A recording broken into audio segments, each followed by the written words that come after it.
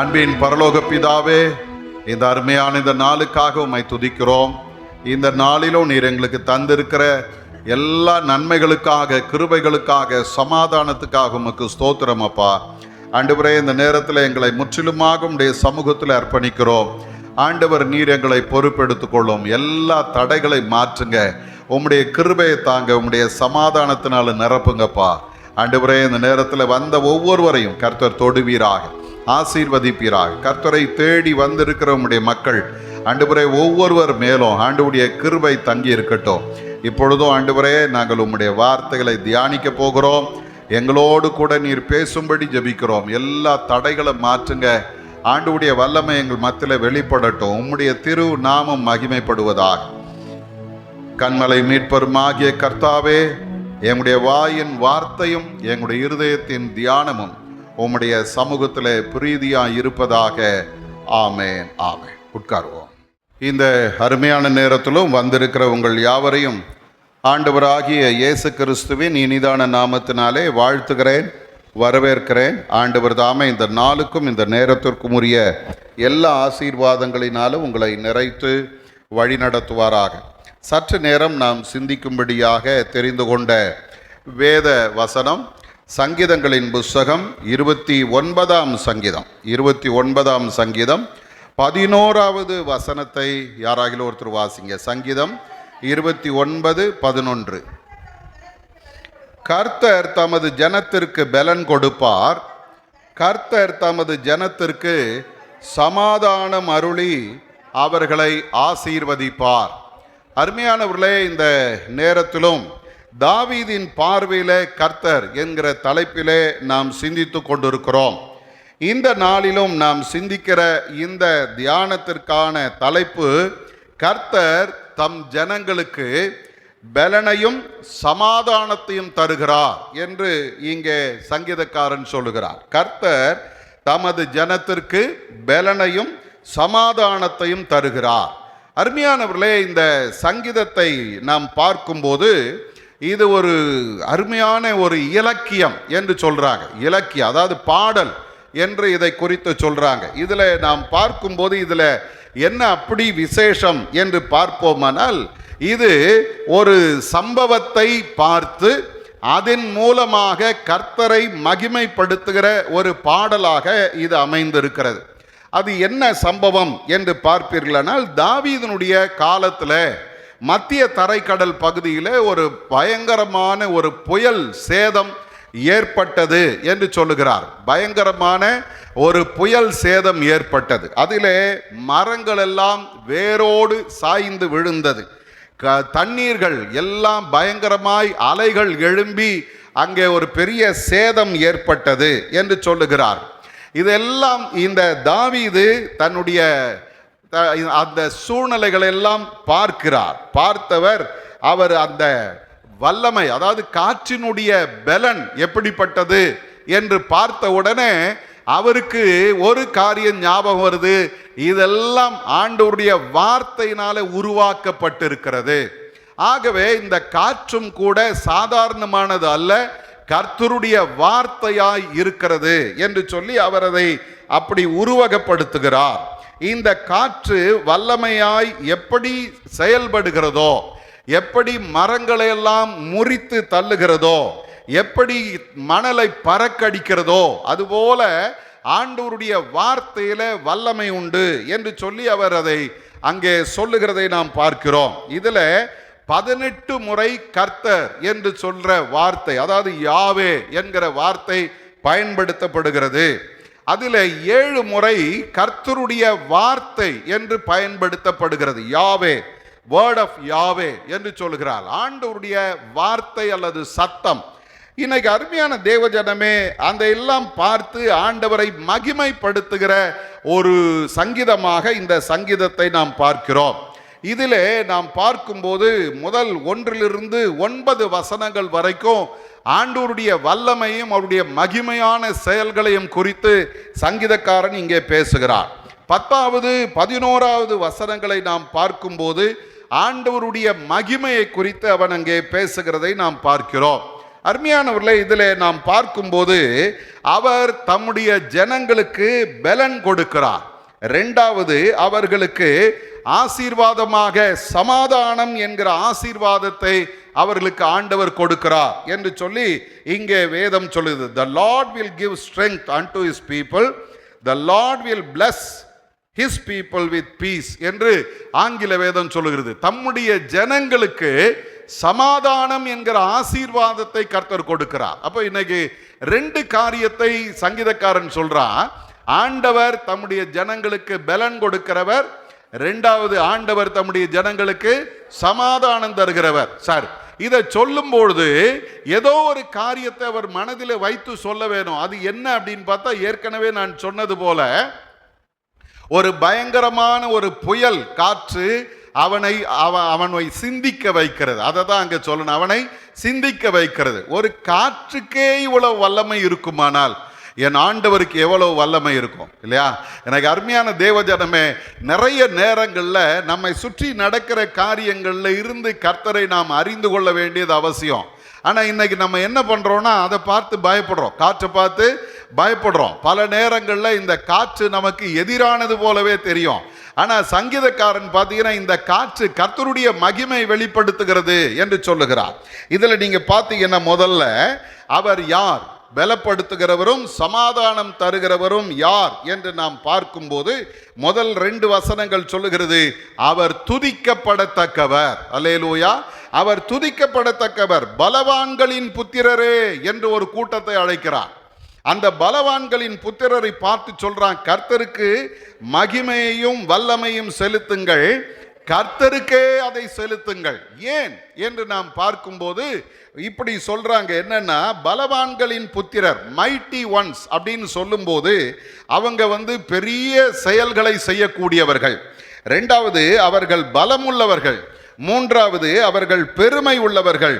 நான்காவது, எல்லாவற்றையும் அவங்க அற்பமா நினைக்கிறவங்க. பலவான்களின் புத்திரரே அப்படின்னா அவர்களுக்கு நான் தான் எல்லாம், என்னால தான் எல்லாம் முடியும் அப்படின்னு நினைக்கிற அந்த கூட்டத்தை பார்த்து ஆண்டவர் சங்கீதக்காரன் சொல்றான், உங்களுடைய மகிமையை யாருக்கு செலுத்துங்கள்?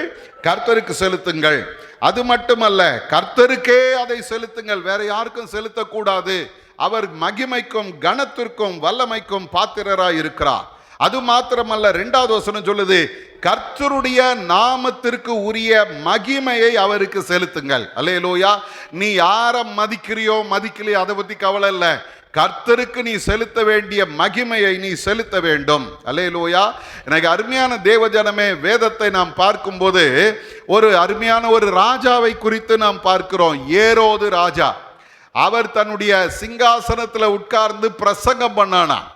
அந்த பிரசங்கத்தை கேட்ட ஜனங்கள் சொன்னாங்களாம், இது தேவனுடைய சத்தம் அப்படின்னாங்களாம்.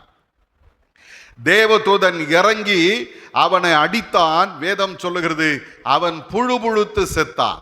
ஏன் அப்படின்னு பார்த்தீங்கன்னா, அவன் மகிமையை கர்த்தருக்கு செலுத்தவில்லை. எனக்கு அருமையான தேவஜனமே, நம்முடைய எல்லா சூழ்நிலையிலும் நீங்களும் நானும் செய்ய வேண்டிய ஒரு காரியம் உண்டு. கர்த்தருக்குரிய கனத்தையும் மகிமையும் நீங்களும் நானும் செலுத்த வேணும். ஆண்டவர் சொல்லும் போது ஏலியின் இடத்துல சொல்றாரு, என்னை கனம் பண்ணுகிறவர்களை நான் கனம் பண்ணுவேன். அல்லேலூயா. அப்ப இன்னைக்கு நம்முடைய ஒவ்வொரு செயல்களும் எப்படி இருக்கணும் அப்படின்னா, ஆண்டவரை மகிமைப்படுத்துகிறதாக, அவருக்கு கனத்தை கொடுக்கிறதாக இருக்க வேண்டும். சுயம் எங்கேயும் தலை தூக்க கூடாது. தெளிவா சொல்லுது, ஆண்டவருக்குரியதை அவருக்கு நீ செலுத்து, கர்த்தருக்கே அதை செலுத்து. 2வது வசனத்துடைய கடைசி பகுதி சொல்லுகிறது, பரிசுத்த அலங்காரத்துடனே கர்த்தரை தொழுது கொள்ளுங்கள். அருமையானவர்களே, ஆண்டவரை தொழுது கொள்ளும் போது கூட எப்படி தொழுது கொள்ள வேணுமா? பரிசுத்த அலங்காரத்தோடு கர்த்தரை தொழுது கொள்ள வேணும். நம்ம எப்படியும் ஆண்டவரை தொழுது கொள்ளலாம் என்பது அல்ல, இல்லையா? ஆண்டவர் சமூகத்தில் வரும்பொழுது எப்படி வரணும்? நேற்று தினத்தில் சிஎஸ்ஐ தூத்துக்குடி திருநெல்வேலி டயசிஸ்ல இருந்து ஆலயத்திற்கு வரும்போது எப்படி வர வேண்டும்? அவர் பேராயர் ஒரு சுற்றறிக்கை அனுப்பி இருக்கிறார். எப்படி இருக்கு பாருங்க. ரவுண்ட் நெக் காலர் இல்லாத டிஷர்ட் போட்டுட்டு வரக்கூடாது, லுங்கி அணிந்து கொண்டு வரக்கூடாது, பெண்கள் நைட்டி போட்டுட்டு வரக்கூடாது. அப்போ அதுவும் வர்றாங்க போல இருக்குல்ல, வர்றாங்க. நைட்டி போட்டுட்டு வரக்கூடாது. என்ன அதில் அவங்க அதே மாதிரி லெகின்ஸ் போட்டு வரக்கூடாது. அப்புறம் ஆண்கள் இந்த கிழிஞ்சு போன பேண்ட்டெல்லாம். இன்னைக்கு நம்ம என்ன பண்ணுறோன்னா, நான் மாடர்னாக இருக்கிறேன், நான் ரொம்ப என்ன சொல்கிறது, தற்காலத்துக்கு நாங்கள் வந்து விட்டோம் அப்படின்னு சொல்லிட்டு பைத்தியக்கார வேஷம் போட்டுட்டு கடவுளுக்கு முன்னால் வரக்கூடாது. ஆண்டவருக்கு முன்னால் வரும்போது யோக்கியமான உடை போடணும். அல்லேலூயா. அதே போல் ஆண்டவருக்கு முன்னால் வரும்போது பைபிள் சொல்லுது, நீ ஆலயத்துக்கு போகும்போது உன் நடையை காத்துக்கொள் என்று சொல்லுகிறது. அப்போ நான் நடக்கிற நடை கூட சரியா இருக்கணும். இல்ல, பைபிளை நான் தூக்கிட்டு வர்ற அந்த ஸ்டைல் கூட கரெக்டா இருக்கணும். ஏதோ பார்க்குக்கு போகிற மாதிரி இது அப்படியே பேகை பிடிச்ச மாதிரி இப்படி தூக்கிட்டு வர்றது அதெல்லாம் இல்லை. வேதத்தை பயபக்தியோடு நாம் தூக்கி கொண்டு வரணும். வேதம் இல்லாமல் ஆலயத்திற்கு வர்றது ரொம்ப தவறு. இன்னைக்கு நிறைய நேரங்களில் பீச்சுக்கு பார்க்குக்கு போகிற மாதிரி கை வீசிட்டு வர்றோம். இல்லை, ஒரு சிலர் இன்னும் உத்தமம் என்னன்னா பைபிளை கொண்டு வந்து இங்கே வச்சுட்டு போயிடுறாங்க. அதில் நீங்கள் பார்த்தீங்கன்னா இந்த பெஞ்சு போடுற வரைக்குமாவது கொஞ்சம் யோக்கியமாக இருந்தாங்க. பெஞ்சு போட்ட பிறகு பார்த்தீங்கன்னா அந்த பின்னால் பைபிள் வைக்கிறதுக்கு இடம் இருக்குது பாருங்க, அங்கங்கே வச்சுட்டு போயிடுறது. இல்லை, வந்தால் எடுத்து படிச்சுட்டு திரும்ப இங்கே வச்சு. அப்போ வீட்டில் என்ன பண்ணுறீங்க? பரிசுத்த அலங்காரம் தேவை. வரும்போது நம்ம எப்படி மேக்கப் போட்டுக்கிட்டு வர்றோம், இதுவும் ரொம்ப முக்கியம்.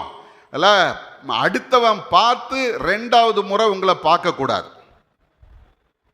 எப்பவும் பார்க்குற மாதிரி பார்த்துட்டு போயிட்டாங்கன்னா சந்தோஷம். அப்படின்னு திருப்பி பார்த்தான்னா பாவம். பைபிள் சொல்லுது, அங்கேயும் நம்ம அலங்காரத்தை காத்து கொள்ள வேணும். பரிசுத்த அலங்காரம். வேதத்தை வாசி பார்த்தீங்கன்னா அந்த பரிசுத்த அலங்காரத்தை குறித்து 1 நாளாகமம் 16:29 எழுதி வச்சுக்கங்க.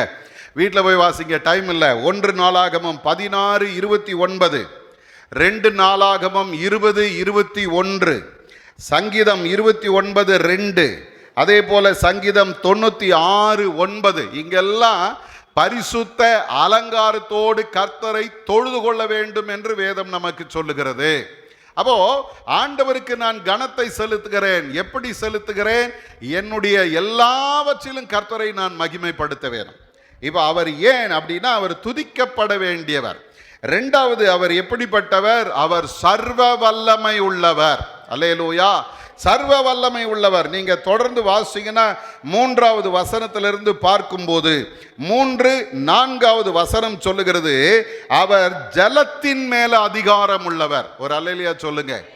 அவருக்கு வல்லமை இருக்கு, அவருடைய சத்தத்துக்கு வல்லமை இருக்கிறது. எப்படிப்பட்ட வல்லமை? வேதம் சொல்லுகிறது, தண்ணீர்களின் மேல் தொனிக்கிறது. மகிமையுள்ள தேவன் முழங்குகிறார். கர்த்தர் திரளான தண்ணீர்களின் மேல் இருக்கிறார். அடுத்தது சொல்லுகிறது, அவருடைய சத்தம் வல்லமை உள்ளது. கர்த்தருடைய சத்தம் மகத்துவமானது. கொஞ்சம் நம்ம ஆண்டவருடைய வல்லமை என்ன என்று நாம் பார்ப்போமானால், வேதம் சொல்லுகிறது, அவருடைய வார்த்தையில அற்புதங்கள் நடந்தது. தண்ணீரை 2ஆ பிளந்தார் இல்லையா? வேதம் சொல்லுகிறது, யாத்திராகமம் 14ஆம் அதிகாரத்தில் அதே போல ஒரு காற்று, தரை காற்றை ஆண்டவர் வீச பண்ணினார். வேதம் சொல்லுகிறது, கடல் 2ஆ பிளந்துச்சு. அல்லேலூயா. அவருடைய அந்த காற்று, இங்க சங்கீதக்காரன் அந்த காற்று என்ன சொல்றான்? கர்த்தருடைய சத்தம்னு சொல்றான். அந்த கர்த்தருடைய சத்தம் செங்கடலை 2ஆய் பிளந்தது. மத்தேயின் சுவிசேஷம் 14ஆம் அதிகாரம் 25வது வசனத்துல பார்த்தீங்கன்னா, அந்த காற்றையும் கடலையும் கொந்தளிக்கிற அந்த கடலின் மேல கர்த்தர் நடந்து வந்தார். அல்லேலூயா. அதன் மேல அவர் அசைவாடுகிற தேவன். வேதம் சொல்லுகிறது, தண்ணீர்களின் மேல் அவர் இருக்கிறார். அதே போல மத்தேயின் சுவிசேஷம் 8ஆம் அதிகாரம் 26வது வசனம், இயேசு எழுந்து காற்றையும் கடலையும் அதட்டினார், உடனே அமைதல் உண்டாயிற்று. அல்லேலூயா. அப்ப என் ஆண்டவர் யார் அப்படின்னா, அவருடைய வார்த்தையில என்ன இருக்குது? வல்லமை இருக்குது. ஜலத்தின் மேல அதிகாரம் கொண்டவர். அது மாத்திரமல்ல, அடுத்தது 5வது 6வது வசனங்களை பார்த்தீங்கன்னா, இயற்கையின் மேல வல்லமை உள்ளவர். அங்கே வேதம் சொல்லுகிறது, இப்போ நான் அந்த காற்று அடிக்கிற அந்த வேகமான காற்று வீசுது பாருங்க, அதை மனசுல வச்சுங்க. இப்போ இந்த வசனத்தை வாசிங்கன்னா சொல்லுது, கர்த்தருடைய சத்தம் கேதுரு மரங்களை முறிக்கிறது. அருமையானவர்களே, இந்த கேதுரு மரத்துக்கு ஏன் இவங்க இவ்வளவு முக்கியத்துவம் தர்றாங்க அப்படின்னு பார்த்தா, அந்த மத்திய கிழக்கு நாடுகளில் நம்ம எப்படி இந்த ஊர்ல தேக்கு பலமுள்ளதுன்னு சொல்றோமோ, அதை விட பல மடங்கு பலம் உள்ளது இந்த கேதுரு மரம். இது அந்த லீபனோன் என்கிற மலையின் மேல வளரக்கூடியது. அது எந்த அளவுக்கு மேல வளருதோ அந்த அளவுக்கு ஆழமாய் வேர்விடும். அந்த மரத்தை யாராலும் அசைக்க முடியாது, எப்பேற்பட்ட காற்று அடித்தாலும் அசையாது. அந்த மரத்துக்கு ஒரு விசேஷம் என்னன்னா, அதனுடைய பலன் எங்க இருக்குது அப்படின்னா, இது மலை மேல இருக்குது பாருங்க. காற்று அடித்து அடித்து அடித்து இந்த மரம் அங்கேயும் இங்கேயும் அசையுமா. அசையும் பொழுது இதனுடைய ஒவ்வொரு நார்களும் பலனடைந்து இருக்கிறதுலையே பலமுள்ள ஒரு மரமாக இந்த கேதுரு மரம் மாறுது. ஆனா அந்த கேதுரு மரங்களையும் முறிக்கிற ஒரு வல்லமை யார்கிட்ட இருக்குது? ஒரு அல்லேலூயா சொல்லுங்களேன். அடுத்தது அவங்க சொல்றாங்க, கர்த்தர் லீபனோனின் கேதுரு மரங்களை முறிக்கிறார்.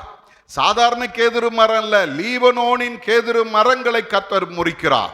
அடுத்தது சொல்லுகிறது, அவைகளை என்ன பண்றாராம்? கன்று குட்டிகளை போலவும் லீபனோனையும் சீரியோனையும் காண்டாமிருக குட்டிகளை போலவும் துள்ள பண்ணுகிறார் என்று சொல்லுகிறது. இப்ப பாருங்க, அசைக்க முடியாத மரம் அசைக்கப்படுகிறது. ரெண்டாவது, உடைக்க முடியாத மரம் உடைந்து போகிறது. அங்க சொல்றாங்க, அந்த கேதுரு மரங்களை ஆண்டவர் என்ன செய்தாராம்? முறிக்கிறார். அடுத்தது, கன்று குட்டிகளை போல அது பறக்குதான். அல்லேலூயா. கொஞ்சம் கற்பனை பண்ணி பாருங்க, ஆண்டவருடைய வல்லமை எப்படிப்பட்டது. உடைக்க முடியாத மரத்தையும் உடைத்து அது கன்று குட்டிகளை போல, இந்த காற்றில் அது என்ன பண்ணுது? கன்று குட்டிகளை போல துள்ளுகிறது. அடுத்தது சொல்றாங்க, சீரியோன் என்ற அந்த வார்த்தையை நீங்க பார்த்தீங்கன்னா, அவங்க அதுக்கு சொல்லும்போது அவங்க சீரியா மக்கள் அதுக்கு சீரியோன் அப்படின்னு பேர் வச்சிருக்கிறாங்க. எர்மோன் மலையை குறிக்கிறது. அந்த எர்மோன் மலையில ஆண்டவருடைய வேதம் சொல்லுது, லீபனோனையும் சீரியோனையும் காண்டாமிருக குட்டிகளை போல துள்ள பண்ணுகிறார். மலைகள் கூட அதிருது. யாருக்கு முன்னால? கர்த்தருடைய சத்தத்துக்கு முன்னால. நல்ல கவனிங்க, ஆண்டவருடைய வல்லமை எவ்வளோ மகிமையானது. அது மரங்களை முறிக்கிறது, மலைகளை அதிர பண்ணுகிறது. அடுத்தது சொல்லுகிறது, 7வது வசனத்தில் பார்த்தீங்கன்னா, அக்கினி ஜுவாலைகளை கர்த்தருடைய சத்தம் பிளக்கும். கர்த்தருடைய சத்தம் அக்கினி ஜுவாலைகளை பிளக்கிறது. அந்த காற்று அடிச்சதுன்னா எப்பேற்பட்ட நெருப்பும் ஒன்றும் இல்லாமல் அப்படி பரவிடும் இல்லையா? அப்போ அக்கினி ஜுவாலையை பிளக்கிற காற்று. அடுத்தது சொல்லுகிறது, கர்த்தருடைய சத்தம் வனாந்தரத்தை அதிர பண்ணுகிறது. கர்த்தர் காதேஸ் வனாந்தரத்தை அதிர பண்ணுகிறவராய் இருக்கிறார். வனாந்தரத்தை அதிர பண்ணுகிறவர். இன்னைக்கு அருமையான தேவஜனமே, அதோடு இல்லாம அடுத்தது சொல்றாங்க, இயற்கையின் மேல அதிகாரம் உள்ளவர் மட்டுமல்ல, அவர் மிருகங்களின் மேலும் அதிகாரம் உள்ளவர். பெண்மான் இன்னும் ஈனுகிற நேரம் வரல. அவங்க அதை குறித்து சொல்லும் போது என்ன சொல்றாங்கன்னா, பெண்மானுக்கு பிரசவ காலம் வரல, ஆனா அது கர்ப்பமா இருக்குது. ஆனா கர்த்தருடைய வல்லமை உள்ள அந்த காற்று அடித்து இந்த இயற்கையை அப்படி ஒரு மாதிரி அதிரும் போது இந்த பெண்மான் என்ன பண்ணுதான்? பயந்து போய் அது தன்னுடைய கன்றை ஈன்று விடுகிறதா. அப்ப பைபிள் சொல்லுது, கர்த்தருடைய சத்தம் என்ன பண்ணுகிறது? பெண்மான்களை ஈனும்படி செய்து காடுகளை வெளியாக்குகிறது. வெளியாக்குகிறதுனா மரமே இல்லாம பொட்டல் காடாக்கிறது. இது எல்லாத்தையும் பார்க்கிறான் சங்கீதக்காரன். அவருடைய வல்லமை அவ்வளோ பயங்கரமானது. அவருக்கு இவ்வளோ சக்தி இருக்குது, பலன் இருக்குது. அந்த ஆண்டவர் தம்முடைய ஜனங்களுக்கு என்ன தர்றாரு? பலனை தர்றாரு. அல்லேலூயா. ஒரு முறை நான் காலேஜ் படிச்சுட்டு இருக்கும்போது சென்ட்ரல் ஸ்டேஷனுக்கு அதை ட்ரெயின் பிடிக்கிறதுக்காக வந்திருந்தோம். அப்படி வரும்போது நானே என் கூட ஒரு 4-5 பேர் ஃப்ரெண்ட்ஸுங்கெல்லாம் வர்றோம். ஒரு திருடன், அவன் பார்த்தீங்கன்னா நல்ல ஆள் வாட்ட சாட்டமாக இருக்கிறான். அவன் பக்கத்தில் ஒரு இன்ஸ்பெக்டர் நடக்கிறாரு. அவர் எப்படி இருக்கிறார் தெரியுமா? அவர் அப்படின்னு ஊதுனா பறந்துடுவார். அந்த மாதிரி ஒருத்தர் கூட அவனை விலங்கு போட்டு பிடிச்சிட்டு போறார். இவர் கூட்டிட்டு போகல, அவன் இவரை கூட்டிட்டு போறான். எப்படி? இவர் தரன்னு பின்னால ஓடுறார், அவன் கூட்டிட்டு போறான். அப்ப நாங்க பார்த்து சிரிச்சோம். மனசுக்குள்ள நாங்கள் பேசிக்கிட்டோம், பக்கத்தில் இருக்கிறவங்ககிட்ட பேசிட்டோம், இந்த ஆளை யார் போலீஸாக செலக்ட் பண்ணது, இவர் பாவம் இன்னைக்கோ நாளைக்கோ ஒன்று இருக்கிறாரு, இவரை போய் அவனை செலக்ட் பண்ணியிருக்கிறானே இல்லை. அப்போது பலவீனமாக இருக்கிறவன் இன்னொரு பலவானை அடக்க முடியாது. என் ஆண்டவர் யார் தெரியுமா? மொத்த உலகத்தையும் அவருடைய வார்த்தையினால அடக்கக்கூடியவர். அல்லேலூயா. அவர் சொல்ல ஆகும். அப்படிப்பட்ட வல்லமை உள்ளவர் நம்ம கூட இருக்கிறதுனால சங்கீதக்காரன் சொல்றான், கர்த்தர் தமது ஜனத்துக்கு என்ன தர்றாரு? பலன் தர்றார். அவருக்குள்ள இருக்கிற பலன் மகா பெரிய பலன். அதுல கொஞ்சம் எடுத்து நமக்கு கொடுத்தா போதும், அந்த பலனை வச்சுட்டு நம்ம வாழ்ந்துட்டு போயிடலாம். அல்லேலூயா. எனக்கு அருமையான தேவஜனமே, வசனத்தை மட்டும் நான் சொல்றேன், கடகடன் எழுதிக்குங்க. முதல்ல நாம் ஏற்கனவே சிந்தித்து இருக்கிறோம். என்னாகமத்தின் புஸ்தகம் 23ஆம் அதிகாரம் 22வது வசனத்திலையும், என்னாகமத்தின் புஸ்தகம் 24ஆம் அதிகாரம் 8வது வசனத்திலையும் பார்த்தீங்கன்னா ஆண்டவர் தம்முடைய ஜனங்களுக்கு ஒரு பலன் தர்றாரு. என்ன பலன் தெரியுமா? காண்டாமிருகத்துக்கு ஒத்த பலன் அவர்களுக்கு உண்டு. ஒரு அல்லேலூயா சொல்லுங்க. யாராவது இங்க பலவீனமா இருக்குது, மயக்கமா இருக்குது, தள்ளுது உழுது அப்படின்னீங்கன்னா இன்னைக்கு ஆண்டவர்கிட்ட சொல்லுங்க, உங்க பலன்ல கொஞ்சம் எனக்கு கொடுங்கப்பா, நான் காண்டாமிருகத்தை போல பலன் அடைவேன். அல்லேலூயா. ஆண்டவர் சொல்றாரு, காண்டாமிருகத்துக்கு ஒத்த பலனை நான் உனக்கு தருவேன். ரெண்டாவது, குன்றாத பலனை நான் உனக்கு தருவேன். மோசேயை பாருங்க, உபாகமம் 34:7. காலேப பாருங்க, யோசுவா 14:11 சொல்லுகிறது, அந்த பலன் எனக்கு இன்னும் குறையவில்லை. அல்லேலூயா. 120 வயசுல மோசேக்கு பலன் குறையல, கண் பார்வை குறையல. மலை மேல ஏறி போய் அவன் கானானை சுற்றி பார்க்கிறான். எப்படி இருக்கும் பாருங்க அவனுடைய வாழ்க்கை. அதே போல காலேப் சொல்றாரு, நான் 40 வயசுல நான் கானானை சுற்றி பார்க்க போனேன், அன்னைக்கு இருந்த அதே பலன் எனக்கு இன்றும் இருக்கிறது. 85 வயசுல எனக்கு இன்னும் அந்த பலன் இருக்கிறது. பலன், குன்றாத பலன். சங்கீதங்களின் புஸ்தகம் 8:2 வந்தீங்கன்னா அங்கே சொல்லுகிறது, குழந்தைகள் பாலகர் வாயினால் பலன் உண்டு பண்ணுகிறவர். அப்போ வார்த்தையிலே, நம்முடைய வார்த்தையில கர்த்தர் பலனை வைக்கிறார். அல்லேலூயா. நம்ம வார்த்தையில என்ன இருக்குது? பலன் இருக்கு. ஆண்டவருக்கு எப்படி வார்த்தையில பலன் இருந்ததோ அதே போல உங்களுக்கும் எனக்கும் ஆண்டவர் சொல்றார், வார்த்தையில பலன் உண்டு. அதனாலதான் பைபிள் சொல்லுது, மரணமும் ஜீவனும் நாவின் அதிகாரத்தில். நீ வாழறதும் சாகிறதும் உன் வாயில இருக்குது, வார்த்தையில இருக்குது. நான் வாழ்வேன் சொல்லுங்க, நான் வாழ்வேன், ஆண்டவர் என்ன வாழ வைப்பார் சொல்லி பாருங்க, நீ வாழ்வாய். நான் எங்க இருக்க போறேன், ஆச்சு காடு வாவாந்து வீடு போன்னு, எப்போ போறேன்னு தான் தெரில அப்படின்னா சீக்கிரம் போயிடுவேன். ஏன்னா இன்னைக்கு நாவின் அதிகாரத்தில் கர்த்தர் உங்களுக்கு எனக்கும் பலனை வச்சிருக்கிறார். அல்லேலூயா. நான் சுகமா இருப்பேன் சொல்லி பாருங்க, சுகமா இருப்பீங்க. எனக்கு ஆண்டவர் பலவீனங்கள் எல்லாம் மாற்றுவார், நான் பலனா இருப்பேன் சொல்லி பாருங்க, ஆண்டவர் பலப்படுத்துவார். நம்முடைய வார்த்தையில நாம் அற்புதங்களை பார்ப்போம். வார்த்தையில பலன் வைத்திருக்கிறார்.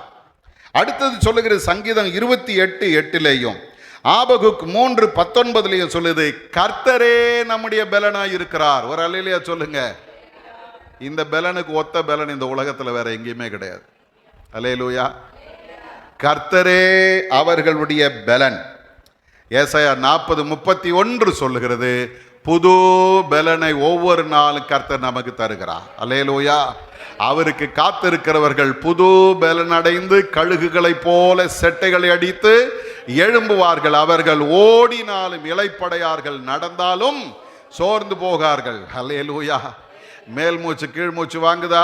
இன்னையிலிருந்து சொல்லுங்க, கர்த்தாவே நான் உமக்காக காத்திருப்பேன், என்னுடைய எல்லா பலவீனங்களையும் நீர் மாற்றி புது பலனை எனக்கு தருவீர். அல்லேலூயா. சார், இப்போ அடுத்தது வேதம் சொல்லுகிறது, ஆண்டவர் இன்னொரு ஆசீர்வாதத்தை வைக்கிறார். என்ன தெரியுமா? சமாதானம் அருளுகிறார். அல்லேலூயா. சமாதானத்தை அருளுகிறார். என்ன சமாதானம்? முதல் சமாதானம், தேசத்திலே நான் உனக்கு சமாதானத்தை தருவேன். லேவியராகமம் 26ஆம் அதிகாரம் 6வது வசனம். கடகடன் சொல்றேன், எழுதி வச்சுங்க, வீட்டில் போய் உட்கார்ந்து தியானிங்க. தியானிக்கிறதும் தியானிக்காமல் போவதும் உங்கள் பாடு. சரிதானா? லேவியராகமம் 26 6 சொல்லுகிறது, தேசத்திலே உனக்கு சமாதானத்தை தருவேன். அடுத்தது ஒரு சமாதானம் சொல்லுகிறது, பயந்து கொண்டிருக்கிறாய், அந்த பயத்திலிருந்து உனக்கு சமாதானத்தை நான் தருவேன். கிதியோனுக்கு ஒரு பயம் வந்துச்சு. ஆண்டவரை பார்த்த உடனே, ஐயோ ஆண்டவரை நான் பார்த்துட்டேன், நான் செத்து போவேன் அப்படின்னு பயப்படுறான். ஆண்டவர் சொல்றாரு, உனக்கு சமாதானம், நீ சாவதில்லை. அல்லேலூயா, அல்லேலூயா. சமாதானம், நீ என்ன பண்ண மாட்ட, சாக மாட்ட. அல்லேலூயா. இன்னைக்கு நிறைய நேரங்களில் நமக்கு மரண பயம் வந்துடுது. ஒருத்தர் சொன்னாங்க, 40 வயசு ஆயிடுச்சியா, இன்னும் ஒரு வருஷம் இருக்குது, 40 வயசு ஆச்சுன்னா நான் செத்து போயிடுவேன் போல இருக்குது. எப்படி சொன்னேன்னு கனவு கண்டேன். அதில் சொல்கிறாங்க, 40 வயசு ஆயிடுச்சு, நீ செத்து போயிடுவேன்னு சொன்னாங்க. ஆகவே அந்த 40 வயசு எப்போ ஆகும்னு தெரில, பயந்துக்கிட்டே உட்கார்ந்துருக்கிறையா. நான் சொன்னேன், நீ 40 வயசில் 80 வயசானாலும் சாக மாட்டேன், தைரியமாக இரு. இன்னைக்கு நிறைய நேரங்களில் இந்த மரண பயம் நம்மை பிடித்து ஆட்டி கொண்டு இருக்கிறது. ஆண்டவர் சொல்கிறாரு, நீ சாவதில்லை, பயப்படாதே, நீ சாவதில்லை, சமாதானத்தை தருகிறவர். அல்லேலூயா. அதே போல யோவானின் புஸ்தகத்தில் 20ஆம் அதிகாரம் 19வது வசனத்தில் நீங்க பார்த்தீங்கன்னா, சீஷர்கள் இயேசு மரித்து போயிட்டாரு, அவரை காணோம். ஆகவே அவங்க வீட்டுக்குள்ள உட்கார்ந்து அவங்க கதவெல்லாம் பூட்டிக்கிட்டு பயந்து உட்கார்ந்து இருக்கும் போது இயேசு அவர்கள் நடுவில் வந்து நின்று சொல்லுகிறார், உங்களுக்கு சமாதானம். அல்லேலூயா. சூழ்நிலை எல்லாம் எதிராக இருக்குதா? சூழ்நிலையில் எதிராக இருந்தா ஒன்று தெரிஞ்சுங்க, எனக்கு ஆண்டவர் சமாதானத்தை தருவார். அல்லேலூயா. அதே போல அடுத்தது 3வதாக ஒரு நித்திய சமாதானத்தை உங்களுக்கு தருகிறார். சங்கீதங்களின் புஸ்தகம் 72ஆம் சங்கீதம் 7வது வசனத்தில் நாம் பார்க்கிற படி பார்த்தீங்கன்னா, ஆண்டவர் நமக்கு தருகிற சமாதானம் எப்படிப்பட்ட தெரியுமா? சந்திரன் உள்ள வரைக்கும் உனக்கு சமாதானம் உண்டு. ஒரு அலையில சொல்லுங்க, இன்னைக்கு நாளைக்கு சமாதானம் இல்லை, சந்திரன் உள்ள வரைக்கும் உனக்கு சமாதானம். அல்லேலூயா. அது எவ்வளவு காலம் இருக்கும்? நம்ம போனாலும் அது இருக்கும். அல்லேலூயா. சந்திரன் உள்ள வரைக்கும் சமாதானம். அடுத்தது சொல்லுகிறது, உன் பிள்ளைகள் மூலமாய் உனக்கு சமாதானம். அல்லேலூயா. வேதம் சொல்லுது, ஏசாயா 54:13 சொல்லுது, உன் பிள்ளைகள் கர்த்தரால் போதிக்கப்பட்டிருப்பார்கள், உன் பிள்ளைகளுடைய சமாதானம் பெரிதா இருக்கும். அருமையானவர்களே, இதை குறித்து நாம் ஏற்கனவே தியானித்தோம். ஆண்டவர் பிள்ளைகளிடத்தில் நமக்கு சமாதானம் தருகிறவர். அப்போஸ்தலர் 9:31 சொல்லுகிறது, சபைகளிலே சமாதானம். அல்லேலூயா. சபைகள் சமாதானம் பெற்று தேவ பலத்தோடே பெருகினது என்று ஆண்டவருடைய வேதம் சொல்லுகிறது. எப்படி அந்த சமாதானம் வந்துச்சு தெரியுங்களா? அந்த 9ஆம் அதிகாரத்தினுடைய முதல் பகுதியை பார்த்தீங்கன்னா, பவுல் இந்த கிறிஸ்தவர்களை அழிக்க வேண்டும் என்று சொல்லி அவன் சீறி போகிறான். தமஸ்குவுக்கு போற வழியில கர்த்தர் சந்திச்சிட்டாரு. அவன் விழுந்தான். ஆண்டவர் அவனை ரட்சித்து கொண்டு வந்து நிறுத்தின பொழுது வேதம் சொல்லுகிறது, அந்த நாட்களில சபைகளில கர்த்தர் சமாதானத்தை தந்தார். அவன் ஆண்டவர் சொல்றாரு, சபைகளுக்கு எதிராக செயல்படுகிற அத்தனை பேரையும் கர்த்தர் நிர்மூலமாக்க போகிறார். அல்லேலூயா. சமாதானம், சபைகளில சமாதானம். பிலிப்பியர் 4:7 சொல்லுகிறது, எல்லா புத்திக்கும் மேலான தேவ சமாதானம் நம்முடைய இருதயத்தை நிரப்பும். அல்லேலூயா. எனக்கு ஆண்டவர் உங்களை என்னை பார்த்து சொல்றாரு, என்னுடைய ஆசீர்வாதம் என்ன தெரியுமா? முதல்ல உனக்கு பலனை தருகிறேன், 2வது உனக்கு சமாதானத்தை தருகிறேன். இன்னைக்கு நம்ம எந்த நிலையில இங்க வந்திருந்தாலும் இந்த வார்த்தை அப்படியே பிடிச்சுங்க. ஆண்டவரே, நீர் உம்முடைய ஜனத்திற்கு பலன் கொடுத்து அவர்களுக்கு சமாதானத்தை அருளி அவர்களை ஆசீர்வதிப்பீர். அந்த சமாதானத்தையும் பலனையும் எனக்கு தாங்க. எல்லாரும் அப்படியே தலைகளை தாழ்த்தி கர்த்தருடைய சமூகத்தை நோக்கி பார்ப்போமா? நாம் பலவீனர்கள் தான், ஆனால் என்னோடு இருக்கிறவர் சர்வ வல்லமை உள்ளவர். அவர் இறங்கி கிரியை செய்கிறது அல்ல, அவருடைய வார்த்தை வசனம் அவ்வளவு வல்லமை உள்ளதாக இருக்கிறது. இந்த இடத்துல நாம் பார்த்தது போல இயற்கையின் மேல கர்த்தருக்கு வல்லமை இருக்கிறது, மிருக ஜீவன்கள் மேல கர்த்தருக்கு வல்லமை இருக்கிறது. அவர் ஜலத்தின் மேல வல்லமை கொண்டவர், எல்லாவற்றையும் தம்முடைய வசனத்தினாலே வார்த்தையினாலே அடக்க வல்லவர். அந்த வல்லமை உள்ள ஆண்டவர் நம்ம கூட இருக்கிறார். இன்னைக்கு நீங்களும் நானும் சோர்ந்து போக வேண்டிய அவசியம் இல்லை. என்னோடு கூட இருக்கிறவர் பயங்கரமானவர். எல்லாரும் வாய் திறந்து சொல்லுங்க, என்னோடு கூட இருக்கிறவர் பயங்கரமானவர், என்னோடு கூட இருக்கிறவர் சர்வ வல்லமை உள்ளவர், என்னோடு கூட இருக்கிறவர் எல்லாவற்றையும் ஆளுகை செய்கிறவர். அவருக்கு தான் பலன் இருக்கிற. அந்த பலன்ல தான் என்னையும் அவர் பலப்படுத்துகிறார். அந்த பலன் குறையாத பலன், அந்த பலன் காண்டா மிருகத்துக்கு ஒத்த பலன், அந்த பலன் வார்த்தை, என்னுடைய வார்த்தையில் அந்த பலனை கர்த்தர் வைக்கிறார். அவரே கர்த்தரே என்னுடைய பலனாய் இருக்கிறார். புது பலனை ஒவ்வொரு நாளும் தருகிறவர். அந்த பலத்தை பெற்று கர்த்தருக்கு சாட்சியாய் நான் நிற்பேன். எல்லாரும் வாய் திறந்து சொல்லுங்க, ஆண்டவரே நீர் தருகிற இந்த பலனுக்காக உமக்கு ஸ்தோத்திரம் சொல்லுங்க. ஹல்லேலூயா. அதே போல கர்த்தர் சமாதானம் தருகிறவர். தேசத்துல கர்த்தர் சமாதானம் தர்றார். மரண பயத்திலிருந்து விடுதலையை தருகிறார். சூழ்நிலைகளை கண்டு பயந்து போய் இருக்கிறவர்களுக்கு ஆண்டவர் சமாதானத்தை சொன்னார். இன்னைக்கு அதே ஆண்டவர் நம்ம கூட இருக்கிறாரு. நித்திய சமாதானம். சந்திரன் உள்ள வரைக்கும் உனக்கு சமாதானத்தை கர்த்தர் தருவார். பிள்ளைகள் மூலமாக சமாதானம், சபையிலே சமாதானம், எல்லா புத்திக்கும் மேலான தேவ சமாதானம் உங்கள் சிந்தையையும் இருதயத்தையும் ஆளுகிறது. ஆண்டவர் தருகிற அந்த சமாதானத்துக்காக எல்லாரும் கர்த்தரை ஸ்தோத்திரிங்க. ஒருவேளை சமாதானம் இன்றி வேதனையோடு கலக்கத்தோடு கண்ணீரோடு நீங்க நிற்பீங்கன்னா, இன்னைக்கு ஆண்டவருடைய வேதம் சொல்லுகிறது, அவர் வல்லமை உள்ளவர், அவர் உனக்கு சமாதானத்தை தருகிறார். அந்த சமாதானத்தை ஒருவரால் எடுக்க முடியாது. ஆண்டவர் சொல்றார், என்னுடைய சமாதானத்தை உங்களுக்கு வைத்து போகிறேன். உலகம் கொடுக்கிற பிரகாரம் நான் உங்களுக்கு கொடுக்கறதில்லை. உங்கள் இருதயம் கலங்காமலும் பயப்படாமலும் இருப்பதாக. ஆண்டவருடைய பாதத்தில் நம்மை அர்ப்பணிப்போமா. பரிசுத்த பிதாவே, இந்த வார்த்தைகளுக்காக ஸ்தோத்திரம். நீர் உம்முடைய ஜனங்களுக்கு பலன் தந்து சமாதானத்தை அருளி அவர்களை ஆசீர்வதிக்கிறீர். அதற்காக உமக்கு ஸ்தோத்திரம். இந்த வார்த்தை எங்களுடைய வாழ்க்கையில் கிரியை செய்யட்டும்.